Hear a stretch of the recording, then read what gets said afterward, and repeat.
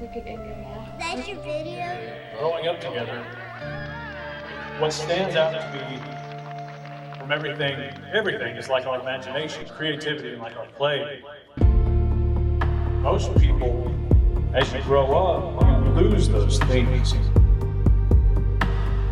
But with us, I think we realized that those things were kind of put in us. Some sort of destiny that was put inside of us, and we both recognized it, so we never brushed it under the rug, and that allowed it to kind of grow and develop as we grew up.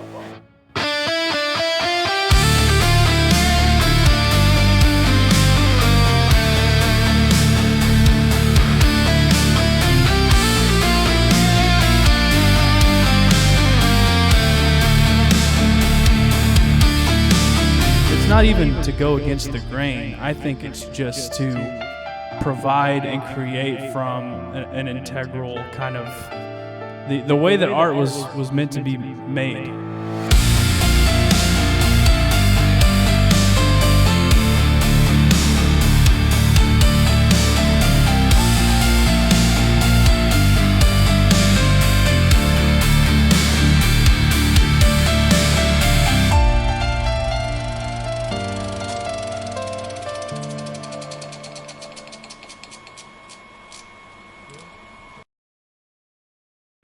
Where we were first ever connected was Blaze. Yeah. And so it's kind of like, it's just the world is an incredibly wild and crazy, serendipitous place. And everything has a ripple effect. And Blaze Foley is my great uncle. And thinking about his life, it's like he carried this big glass ball and he was putting songs in it and stuff, this magic glass ball, and he fell and dropped it and all these pieces shattered and went everywhere. Yeah. You got a piece of it, I got a piece of it, and his life has been probably eons bigger than he would have expected it to be. But I want to hear about you and your origin story. Pre-Blaze, that's when I met you, but I want to hear when did you first get into music or realize who you are? Well, I'm from Arkansas. I grew up in Little Rock, Arkansas. My earliest memories are being able to impress my sisters. I'm the youngest, right, of three. And being able to impress my sisters by mimicry. So if there was a song on the radio or something, they thought it was hilarious if I were to be able to hold the melody or, oh, he's singing whatever. And inside of all of that, I had some sort of pattern recognition ability with music where I could do the same thing with a keyboard, right? I could my dad was totally in love with the Dire Straits record that had Money for Nothing on it, and it had The Walk of Life. And when I was I don't know how old I was when that record came out, 6 maybe, I was able to pick out that lead on The Walk of Life. Down, down, ba-da-da, da-da, down, down. And I think it came from my parents divorced when I was really young, and there was some family struggle stuff happening. And I became sort of a jester for my family, Yeah. And everyone was really upset, and there was not a nice divorce. So there was not only was the family unit breaking up, there was mean and hard feelings. Yeah. So inside of all of that, being just finding myself able to recall music, my grandfather, my mother's father, noticed while everyone else was sort of licking wounds, and he had a guitar sitting right over there, and he would let me, under his supervision, play it. And the first thing he ever taught me, and it was really the only thing he ever taught me, was how to tune it. And he taught me how to tune it to those little humming whistles, Yeah. So that was a magic trick to me, be able to tune a guitar. And I think I just began a process of wanting to make him feel confident that he was breaking out the guitar to sit in the living room with me for good purpose and that I wasn't just, screwing around with it. I was actually like showing him. So eventually he got melanoma pretty serious. Hmm. And he very ceremoniously took me into the living room where we always played the guitar and let me play it. And while he's playing it as softly as he could, he told me he didn't have much time left in the world, but that this guitar would be mine when he went, and take care of it. And he said something to me which I think about every time I play a guitar, which is he said, if you learn to play it and you're good to it, you'll never be alone. And that resonated like in a really Wow. clip. It was a magic stuff to it. So for the remainder of his life, I just frantically tried to learn stuff to show him that I was learning it and to ask him stuff I should learn. And when he passed, that just transferred to the world.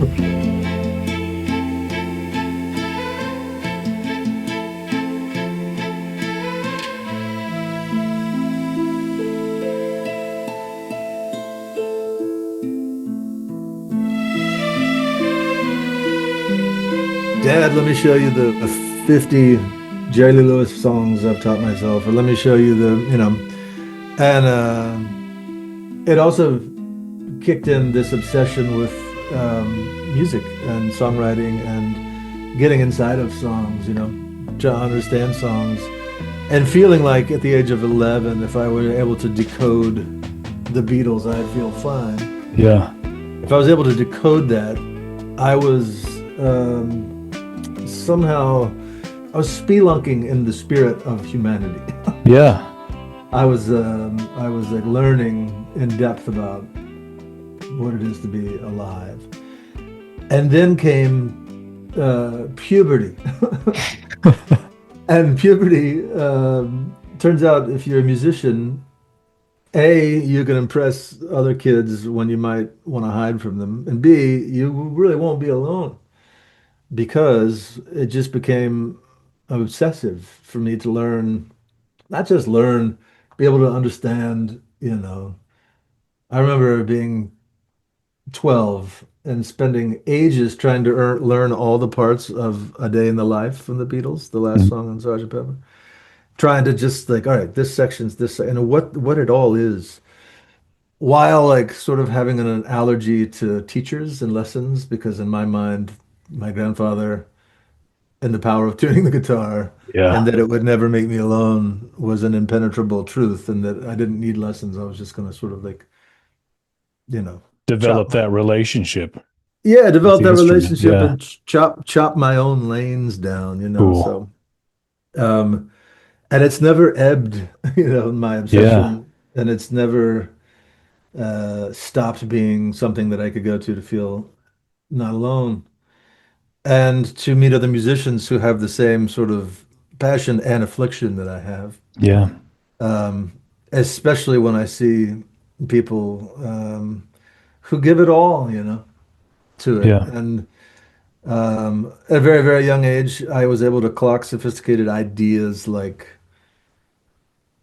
Mississippi John Hurt's musicianship is on par with Yo-Yo Ma's. It's just different.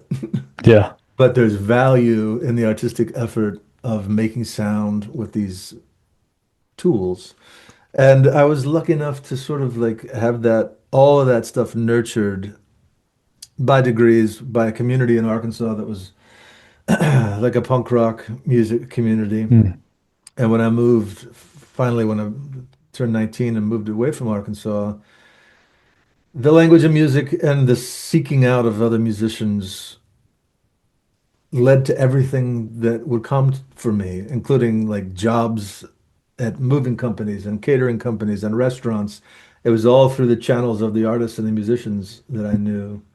So I really felt early on that the chimes of "You're on the right track" were Mm. always ringing. And then eventually, I started making records when I was 17 or 18, but I started understanding what making records was all about when I was in my 20s. So that became this whole other, there's branches of being a musician for me anyways.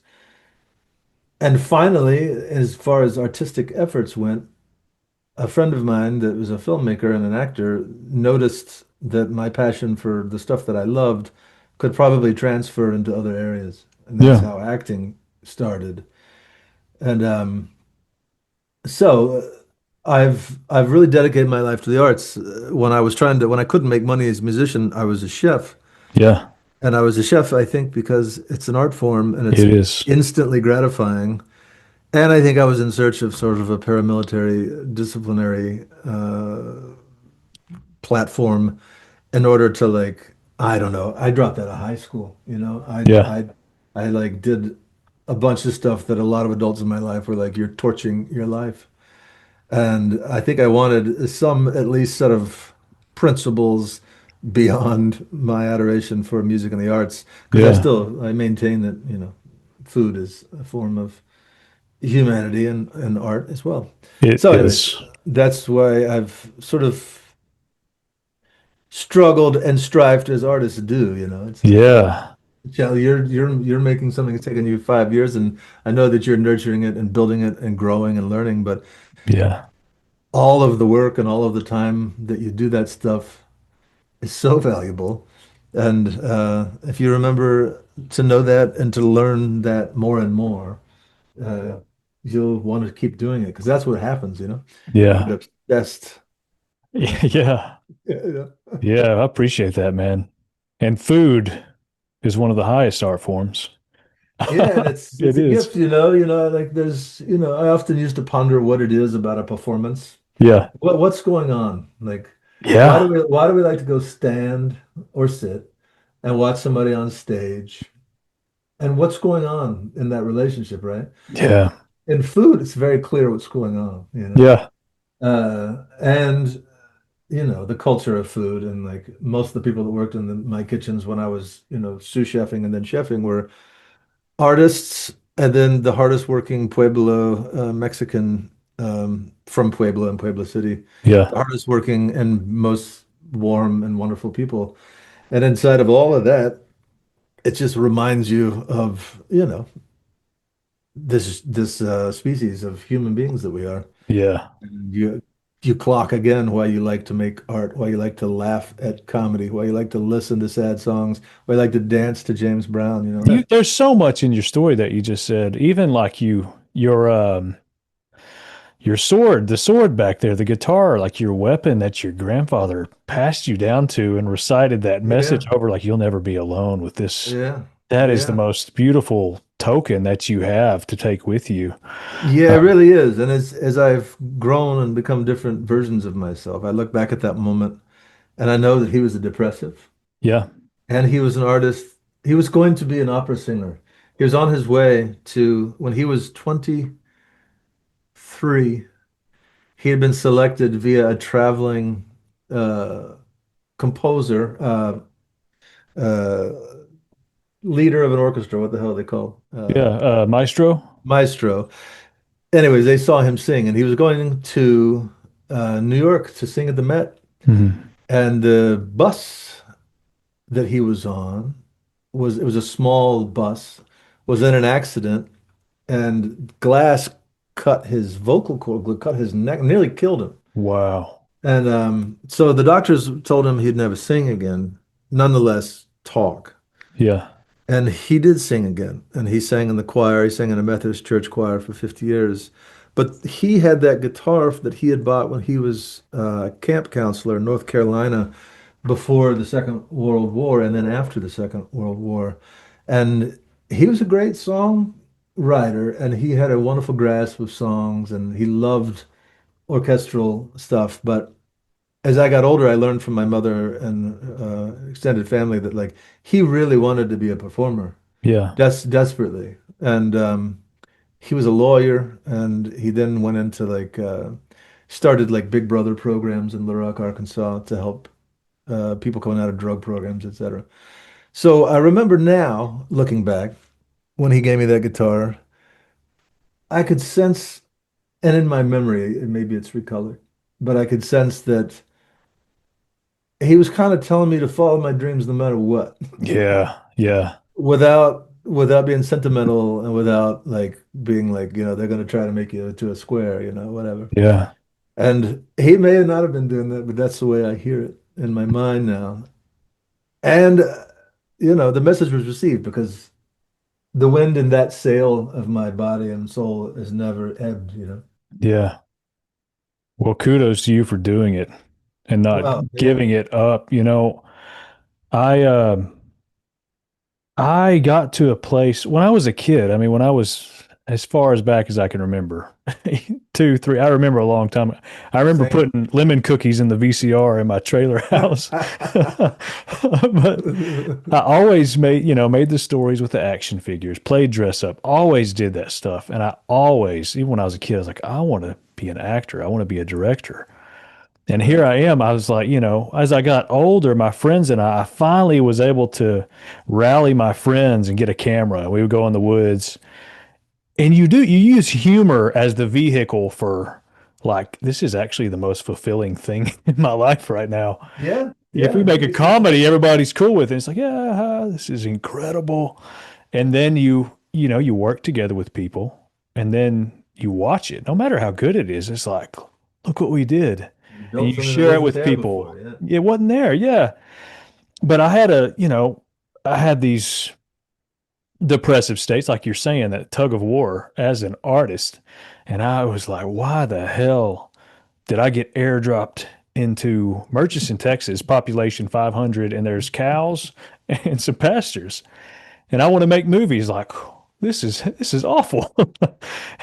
But and as you grow up here, I'm making these movies and my friends are having fun, but then they start to branch out and I mean adhere to the culture and Live their lives one way yeah, or the live other. their lives, have families, and I'm still I feel stunted like I'm still wanting to do this stuff and I can't Well, shake it.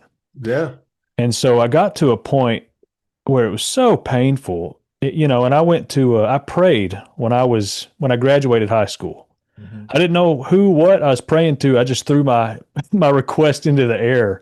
I said, "Hey, by the time I'm 28 years old, I want to be in my first movie. Please, thank you. Let's go. I got 10 years." Yeah. And I pursued acting. I went into did some Sanford Meisner stuff. When under imaginary circumstances you respond the way you might in life, your acting is the ability to live truthfully under imaginary circumstances. I was a driver for my acting coach. He was a student of Sanford Meisner back in the day. Right. And in exchange for driving him to Austin, I got free acting classes. So, That's a good deal. but I got to spend a lot of time with this guy Yeah, too. yeah. That's the way to do it, man. And so we went and came back and did some auditions, didn't get anything significant. And so it got so painful where I said, you know what, screw this. I'm going to go back to college and get a business degree. Everyone around here is telling me to go to college. And it was painful, but I killed it. And I went and I'd flunked college twice before that because it was never in the cards for me. I just didn't know any better and people pushed me into it. Sure. But in my art classes, my teachers would buy my art, whether it was sculptures or drawings.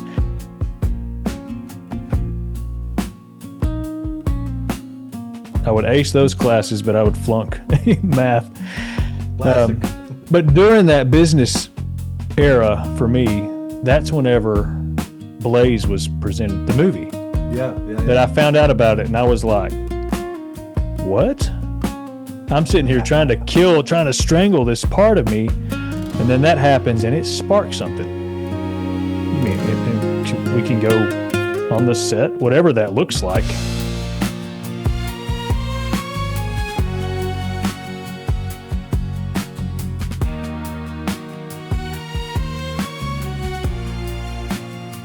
I've never been on a real set before. And so that Yeah, I mean, nobody really knows this. It's safe to say now, I called in sick for like 3 weeks at work, and I made up You all, were working like in a freezer place, right? yeah, a warehouse. Yeah. I And remember I that. called in sick and made up all sorts of excuses to extend this, risking my job and livelihood. I remember that. I do remember that. But it meant everything. Yeah, of course you know, that's the thing. Your body knows when you step into the light, you know. I mean, Yes. when you find yourself there, you're start, every your antenna, they just tell you. They just tell Yeah. you. So, I didn't do a similar thing in the sense of killing it, but like culinary arts overtook my life Hmm. because I was trying to, like you said, you got to have an apartment, you got to pay rent, you got to have car insurance, you got to do all this stuff. And music wasn't providing me that yet. And I used to beat myself up over, I'm really not taking the leap here. Like, Yeah. I'm staying safe because I can work in the culinary arts and I can glean these things, I can learn this stuff, and it has value to me. But I'm not actually really attacking, like no holds barred, live in my car. But I did that stuff. I lived in my car. I did Mhm. that stuff, and like, that full jump out the airplane and chase your parachute Yeah. type of Yeah. way of living, which a lot of musician friends of mine were able to do and land it. The majority of them did not land it. So, I wasn't strangling that part of myself, but I was certainly not taking what I would have told myself at the time. Hmm. I'm really going for this. I had a band. We made good records. We were really good. We practiced hard. We were obsessed. But we all had day jobs that were 40 plus hours a week. Yeah. A tour had to really fucking make sense or it would hurt real Yeah. bad. And you could sense that there was a time limit on this band unless we win the lottery. And other people, other lives, marriages, kids, like you said. So there was this feeling of a clock running out. And, it's my belief that stuff is all illusion. And for part of your experiencing the illusion, you have to take it as the facts. In other words, you have to yield to it some. But that resistance and that call to tell your boss at the freezer place, I can't make it to work, I'm sure part of your brain was saying, how are we gonna fucking pay rent? How are we gonna fucking pay bills? But the Yeah. other part of you was howling the opposite of what means what right this instant. And I'm glad that you yielded to the better angel of yourself that was wanting you. Because I do remember you talking to Marcia and being like, I don't know. And she was kind of telling me about your boss being kind of like a shyster or something. I don't remember the details. But I was like, you're doing the right thing. Because you were saying you worked in like a sub-zero, like crazy. Like negative 19 degrees. Yeah, I was like, yeah, you don't need to fucking be in there, man. No. At that place, though, the creativity comes out. I would copy and paste managers' faces and put it on, like the body of a donkey and just paste them around the office for people to Beautiful. find.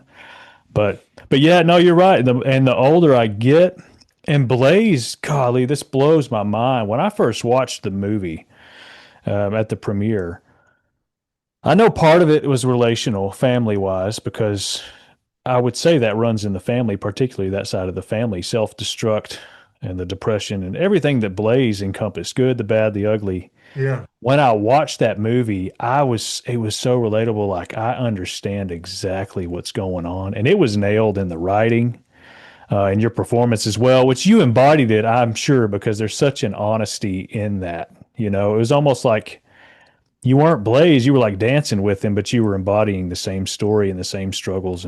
But I Yeah. related to it, and I thought, golly, I don't want to. And I don't know if you remember when I was on set, I was drinking so much, smoking so much, and but I was naive and young. Looking back, I'm like, man, you were. I'm kind of ashamed of it, but it's an older version of me. But Well, but you were also, the ground was moving underneath you, you know? You were stepping into that light of creativity. Your yeah, bell was being rung, you know? It can be overwhelming. yeah. But it just seeing Blaze and seeing his life, it's like, well, I want to wield myself. And like I said, I have this allegiance. We have this allegiance to art itself and to creativity and creation and expression. I want to wield that responsibly and fully. And I can't do that if I'm killing myself. Yeah, that's a natural fact. And, too many people, nobody learns. People don't really learn that well. But if you really sit down and weigh things, you can learn from other people and the ones that have gone before us. And they're probably watching, like, hey, take this baton and run with it. Like Blaze is probably floating around, God knows where, everywhere, and just like, hey, go, you're doing a great job. I'm proud of you. Keep going, you know? Yeah, yeah. I mean, And Blaze and everybody else. Um, you see that speaking of people still around and not around, Rex Bell just passed away. wow, I didn't And see that. Rex and Blaze were tight. Yeah. And serendipity once more, Hayes Carl, musician, country singer, Hmm. he's really great. I went on tour with him in 2019. He basically cut his teeth at Rex Bell's place in Galveston and learned about Blaze Foley from Rex directly, who was Yeah. like my friend, that you gotta, my friend this, my friend that. So when I met Hayes, I hadn't met Rex yet, but Rex was like speaking through Hayes as I was speaking through Hayes back. We were speaking, Yeah. but the serendipity, you were saying Blaze is everywhere. The serendipity and the confluence of unbelievable kismet that happened on that film. I could tell you dozens of stories, and they still happen. Yeah. They still happen. I'll tell you the most recent one. A fellow just reached out to me from Philadelphia, and he said, I don't know if you'll respond to this, but I watched Blaze when it came out and I loved it and I continue to watch it. I've watched it a couple times recently. I'm an art teacher in Philadelphia. I Mm. just learned that you lived in Philly and you were a chef at this restaurant, and I was glad to learn that. Yada yada yada. Very nice. So I wrote him back and said, that's a beautiful thing. And I appreciate you saying so because, Blaze music found me in a similar way the movie found you. And then it led me to all these other things. And I'm glad that it led you to texting me or whatever. So Yeah. then he went on to send me a wonderful drawing that he'd made of Blaze. He's a illustrator, so it's really Yeah. beautiful. So I sent that to Sybil Rosen, who wrote the book that we based Blaze on. Blaze's sweetheart. And she sent him a autographed book of Living in the Woods and a Tree. And he then wrote me that you can't understand what this book has done for me. And he said there's some personal stuff going on in his life, but it was a beacon. It was a beacon, and he appreciated it, and he was going to send us prints.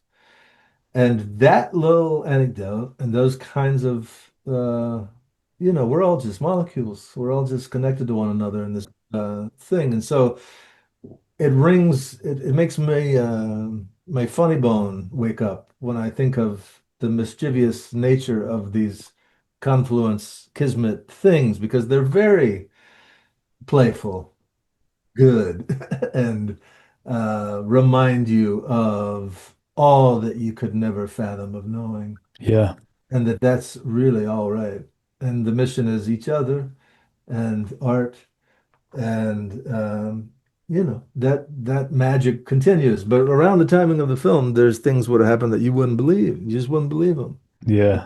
People who knew Blaze as a young man that I knew in life in Little Rock who didn't put it together until the film was out, and they had pictures on their walls in their homes of Blaze in their homes in Little Rock, Arkansas. You know what I mean? Like, Yeah. and I had been in that house my whole life. Yeah. And I had never known Wow. the story of that picture up there. Do you know what I mean? Like, what? Yeah.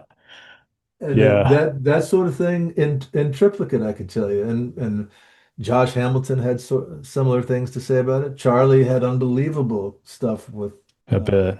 with Towns, Van Zandt, people, family instances, coincidences, and Alia the same. Yeah. So the like resonant uh, stardust of good fortune and like what it means to be a person and an artist on the set of the movie via Gerf and Yeah. via Sybil, and certainly Ethan for all of his efforts, and me, and you felt like this art project had players in it that were in the next dimension. Yeah. And that's like, I'm searching for moments like that every single day. Well, I think they are. I mean, I think they're everywhere every single day too. It's even in the Everything. littlest of things. It's just like always there. Yeah, it's always there. If Um, you're looking, you will see it. but you can be that too. You can be this mystical wizard by winking at somebody or just You looking could at them and you letting them could know they're there. you could change the rotation of the earth by smiling at somebody who's crying. You can. If you Yeah. open the door for somebody, that's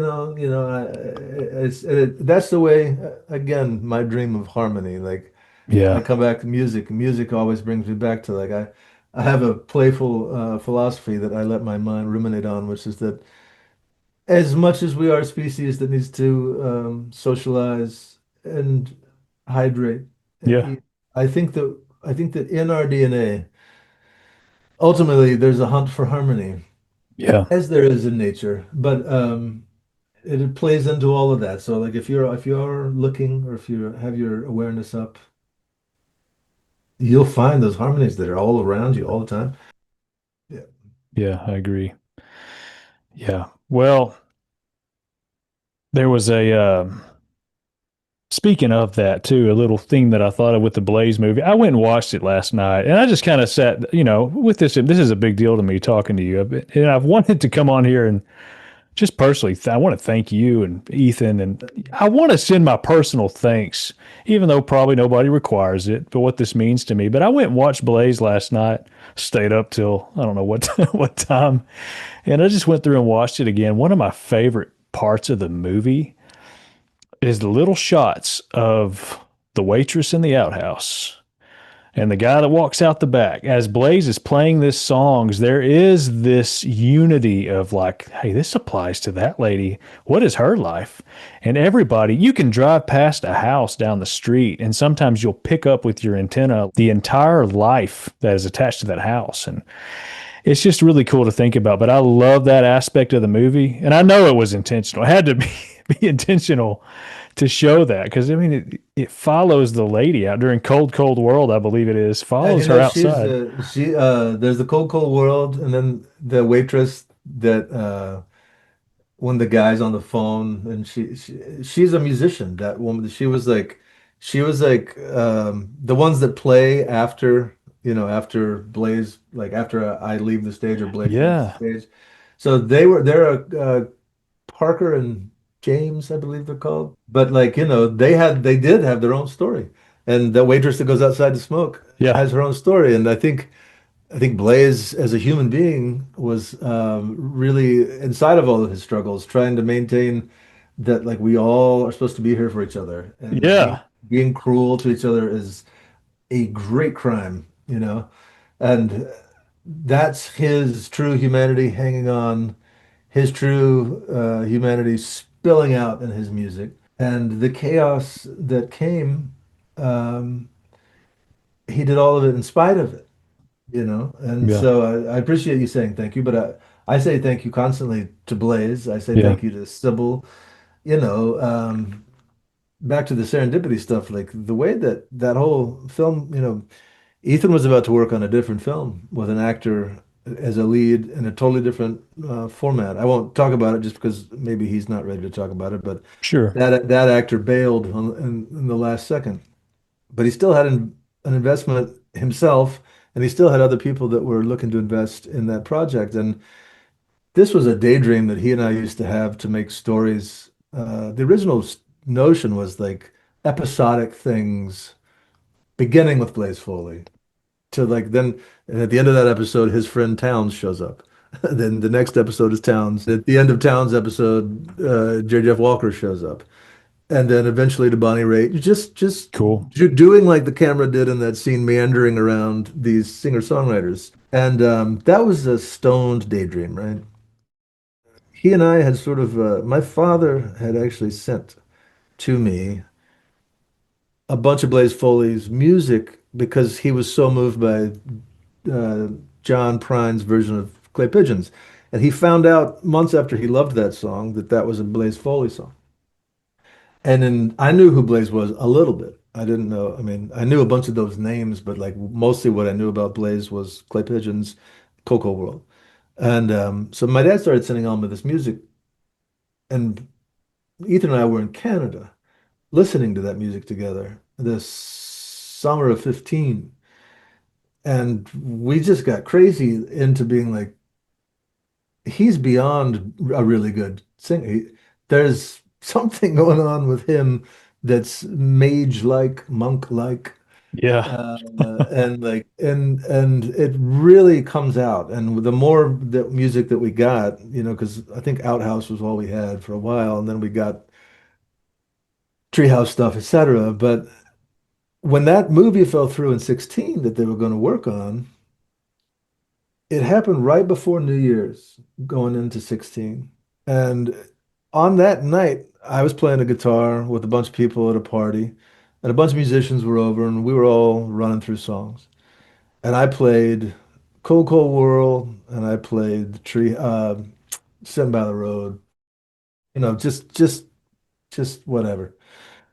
And we went home toasted, drunk, New Year's Yeah. Eve. And he like got possessed and was like, I'm going to make a Blaze Foley movie, a whole movie, and you're going to play Blaze, and it's going to be amazing. And I was just like, okay, but like, we bullshit like that about a lot of stuff. And at the time, I wasn't acting and thinking about it. But Yeah. the next morning, you may have heard me tell this story. The next morning, he woke me up at like 8. He was still drunk. I was still drunk. And he's like, I'll buy you a coffee and a like smoothie if you let me pitch you this not drunk walking home on New Year's Eve. And I was like, okay. So we walked and he was like, it'll be like this. I'll write it.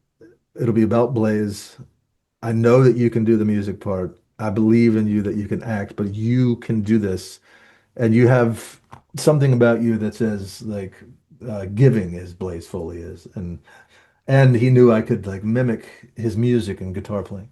Yeah. I never thought that would ever fucking happen. Like, I just never, ever did.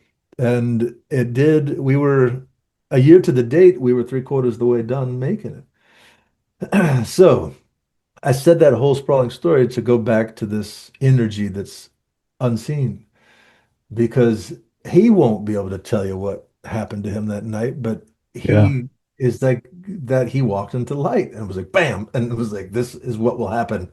Yeah. And I figured he was maybe like had a wonderful daydream in mind, but he was wanting me to lead a film, and he knew that he just was like, you're gonna fucking, it'll be fine. And so we just went with it.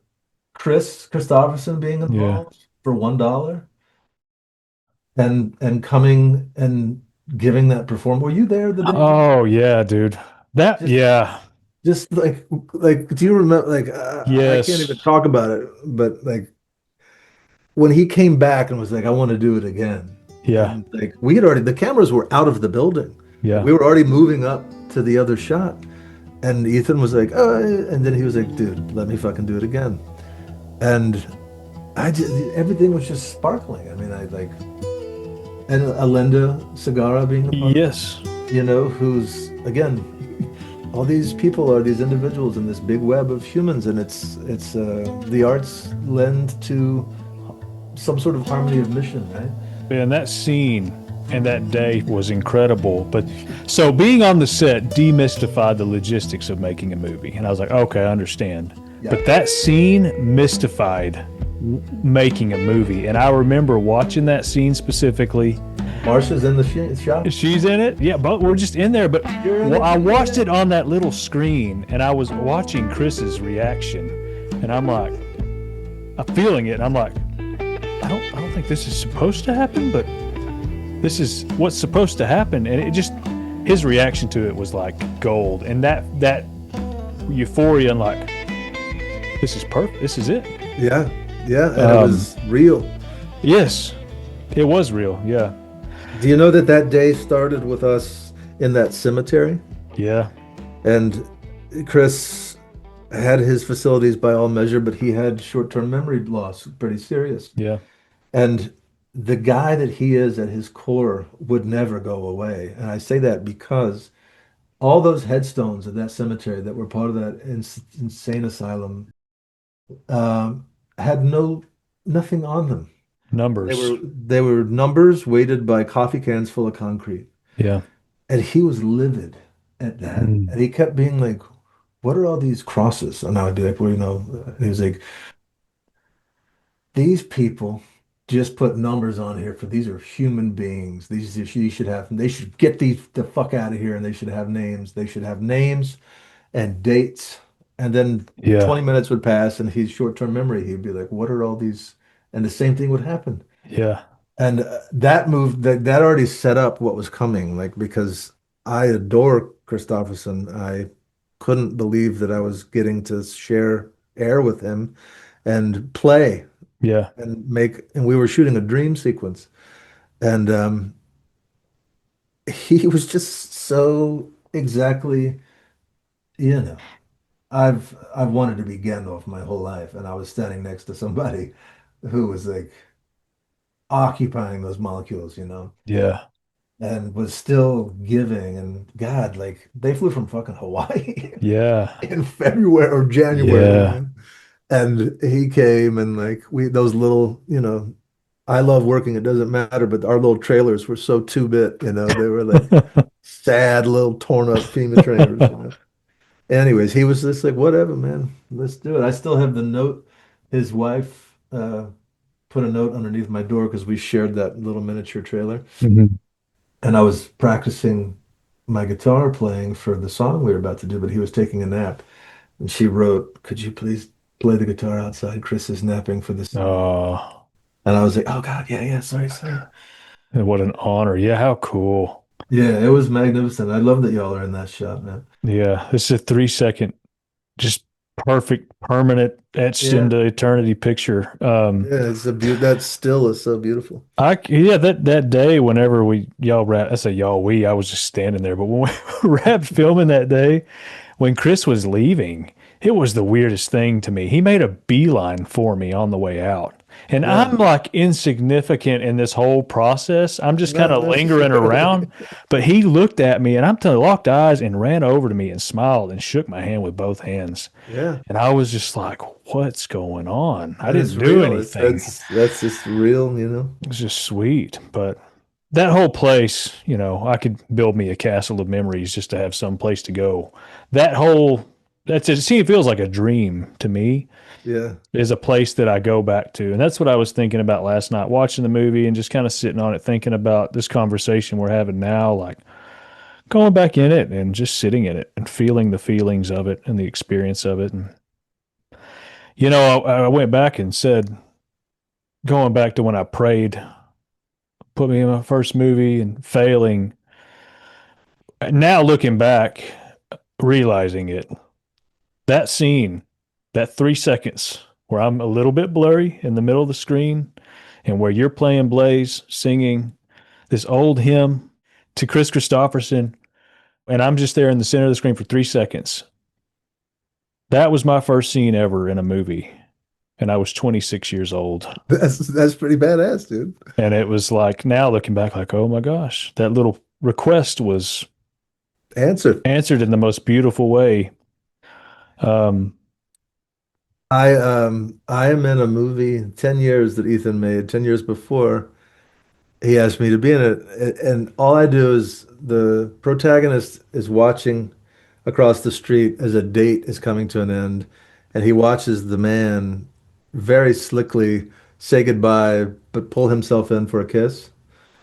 And that's all I do. And Ethan just wanted Beth and I to be in there. yeah, And he was like, "Did you enjoy it?" And I was like, "I enjoyed it because it was helping you, but like I didn't have at the time I was running a restaurant, I was running a rock and roll band, and I was failing at both of them in that I had no time for the other." yeah, So I think about that all the time, like people like your first movie, Blaze, and it's like not actually true, yeah. not actually true, Well, I want to tell you this.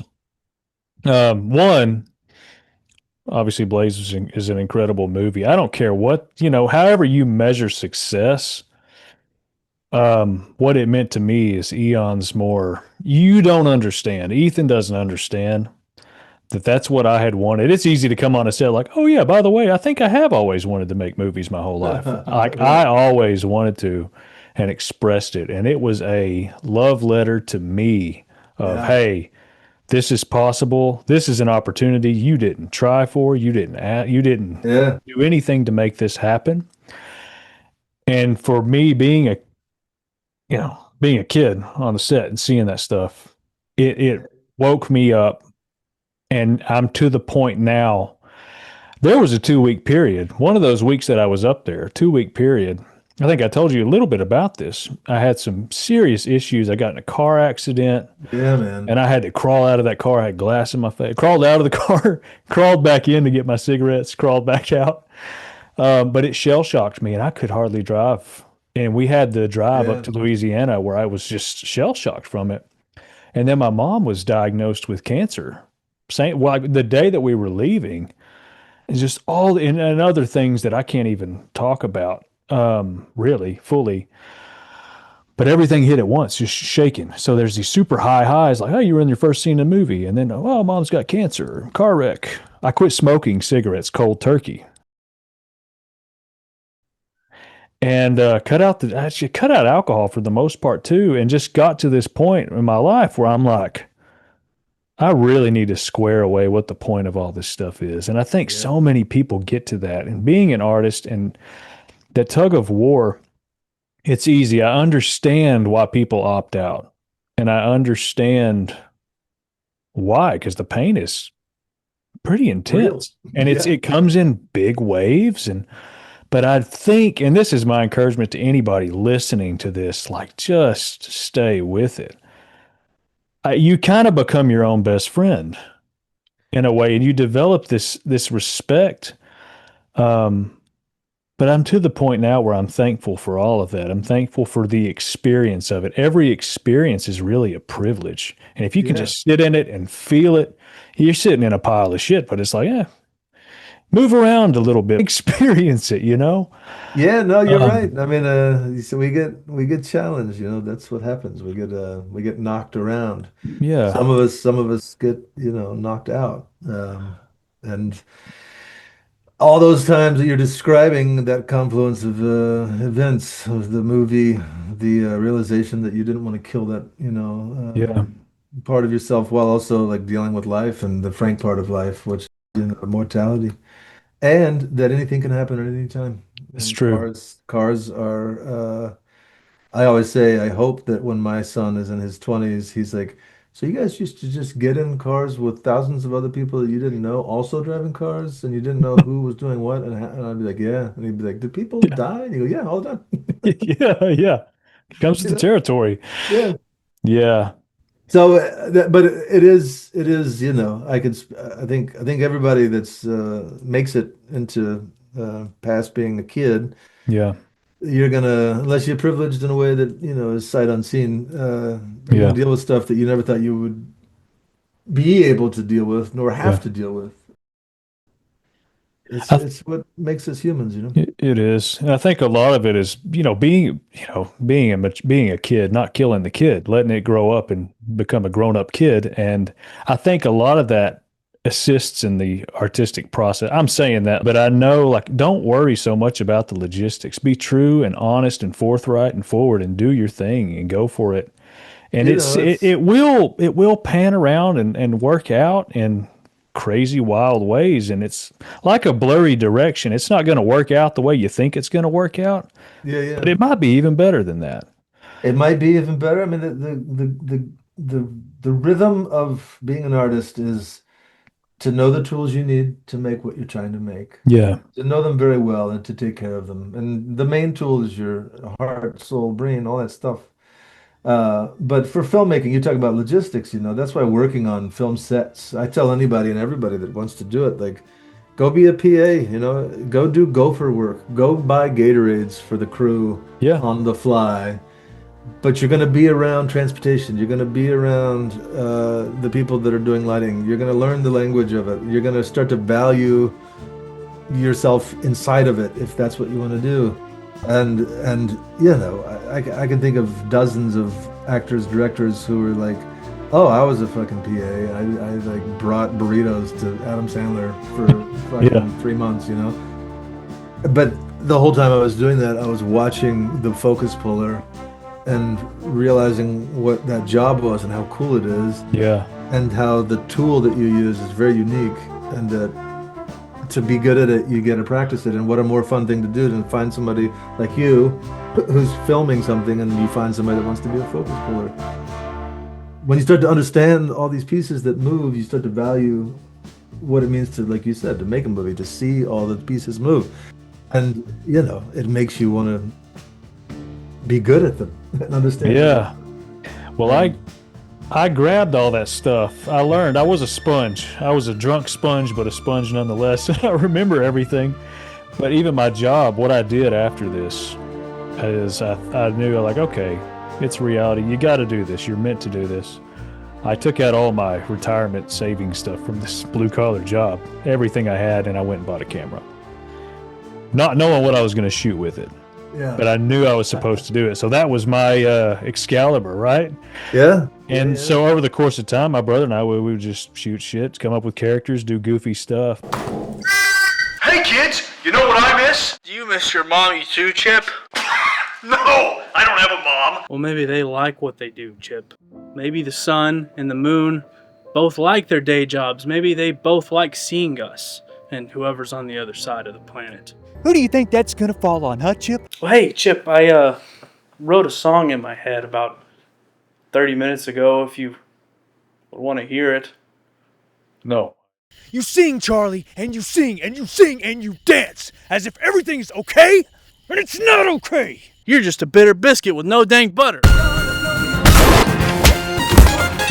But this movie in particular, we are everything from the focus puller to the light to we've shot one scene we shot like 4 or 5 times because hey, we left a backpack in the background and we can't afford to cut that out with software, whatever. But we've learned every aspect of it, and I would say we are these guerrilla underdogs. We don't know too much terminology, but we understand how it works, and even sound design. And You're off the trail, but that's okay. yes, it's the best place to be, and that's been the past 5 years has been my education, my experience, whatever you want to call it. And everything is an illusion. A lot of those things that we have, money and time and work, and it's really a conveyor belt that's kind of presented to us from the moment we're born. It's like, here's how the world works. Yeah. But it's not necessarily so. But I want to tell you this. I want to leave you with a letter of encouragement, I guess I would say. In like kind of meditating on this conversation and thinking about it and thinking about you as a musician, just as an artist in general and as an actor. I don't even think Blaze was a big deal, but I don't even think you've hit your stride yet. I think there's a real specific vein that you're going to find yourself in to where you are Gandalf. You're something that really hits, and you're going to feel like, oh man, this is right. And I think it's going to come through what you're doing. You're working and you're doing this stuff, but you're going to hit that vein and that flow. I don't know if that's going to be a role or an album I really don't know, but I feel that as if I know it. Right on. I'll fucking take it, man. Okay, we'll take I'll that. take it. I'm trying to, before the pandemic, I was working, and then the pandemic came, and I started working again, and then the SAG strike came. Yeah. And in the middle of 2020 to 2021, we lost our house to Hurricane Ida. And at the same time, got pregnant when we had been told that was probably impossible. Wow. So life changed pretty quickly. Yeah. I've worked twice this year in the acting world, and I appreciate what you say because I do love it, and it's a very strange thing to fall in love with an art form that, I work on stuff, but there's nothing like being in that moment with another actor or just being on a set with everyone's intentions being chevroned toward this moments that we're trying to capture. Yeah. So I'm working right now. I fly back to Atlanta tomorrow to finish this film for Netflix. But I have a EP coming out and an LP coming out. But I'm hoping that next year I can, get into a rhythm of working more than twice, because Yeah. it's such a tease. It's like it's hard. What I'm doing now is hard and challenging, but it's you know. I would love to like go at it hard again, but it's that I get to even participate in this industry is unbelievable to me. And Yeah. every time I find myself getting cast in something, I treat it with, at every level with the utmost grateful gratitude. But at the same time, I know, like, who knows how many times I'll be able to get cast in something. And it's Yeah. such a joy to work. And it's such a joy to, like, I was being in a band and being on a basketball team and being a chef is the closest I ever want to get to military service. Yeah. Working on moving trucks as well. But where I'm going is that I love working. I'm a really great teammate. And if we're on a team, if Yeah. I'm on your team, if we're working on something together, then like I am going to be a wonderful teammate and I'm going to help you tell the story. And that aspect of filmmaking is such a gratifying act. Yeah. And the exploration for landing what needs to happen is such a fantastic journey. And I hope that you stay encouraged and stay inspired, because what you're doing is just honing and learning, and that is it. Yeah. Honing and learning is the thing. And every time I make a record, I learn more than I did the time before. And every time I work on a piece of, work on something, I learn something. And the tool that's me, I try to hone it at every level all the time. So kudos to you and, your brother, because you sent me what y'all are working on, and like, dude, I've seen people who have what they would consider is a much better grasp on the industry, the terms, the tools, the intention, and they're not as freely executing as you guys are. You've got, I think I sent you this when you sent me that film, that there's a fearlessness to what you're trying to do, and may you never ever lose that. Yeah. And for everything you learn that might be the way someone else might not do it, you'll eventually do that other way that you chose to do it very well. Yeah. And whatever modulation has to happen later against that intention or not, meaning maybe you find yourself on a bigger production one day and your DP is like, I'm not going to do that. Yeah. I just mean to say that chop off of the trail and clear it again and again. And when you've got your own trail working against the other myriad of trails that were predetermined, you'll find yourself much more agile and much more crackling with enthusiasm to pounce on creative anything, endeavors, whether it be commercial work that you might have to lean into at some point, or a dream project that you finally get funded. Yeah. Yeah, and so you've done that already is a huge accomplishment. It's like if you looked at what you need to max out to get to where you're going, you've chosen to max out an area that might not have been, some other people might not have attacked. Yeah. And so you're just don't stop. Yeah. That's the bottom line. I'll take it. Yeah, Thank you. I'll take it. Sweet. Well, Ben, thanks for coming on, dude. You were going back to saying that you're good to work with and you're a good partner to be with in telling a story. You're an incredible human being. Well, and I've seen you at work on set, and I've seen that, I know Blaze was a special energy. That production was just it was blessed for some reason, but a lot of it was because of you and Ethan and the crew and the cast, everybody. I can't even believe I don't even remember what department they were from. Everybody was so loving and awesome there, and let me participate in it. that actor that delivers the last line of the movie Yeah. at the cemetery Yep. is outstanding. His performance is outstanding, and like he lives in New Orleans. He doesn't work all the time, but he works some, and when it comes, it's all good, baby. I'm just doing my thing. And like Ethan told him what we needed from that scene, and he was like, I got it. I think he did it. I think the take that's in the movie is take one. It's like, sorry about your problems. Everybody's got them, you know. Yeah. It's fucking so great. That's Well, great. I want to tell you too. I remember watching you go through what you've been describing in the last hour. What it was like for. I remember talking to your grandmother about it. He is like really moved, and I remember talking to members of the crew who you were visiting with, and like I think that you're like, this guy's like going to become an artist. Like he's like so moved, and I remember you drinking, but what I remember most is that you were open. You were really, really open, and you were asking questions while being grateful and telling everyone so. But you were, I don't know, that you and your relationship to Blaze and that family, if you were a different person, maybe you're standoffish, maybe you don't say much, maybe you say too much and you feel you're owed a bigger part in the movie, you're a different person. You weren't that at all. You were turned on and you wanted to talk about it, and I thought it was really moving, and it moved me that Marcia was there. It moved me that she brought you, and you were very open to talking to Beth and I and Ethan and Ryan, and that was brave, that was brave to be vulnerable, and as well as, not just being goo-goo-eyed and like, this was amazing and cool. Right. All of this is blowing my mind, and these people that are doing this. Yeah. So it was, we saw it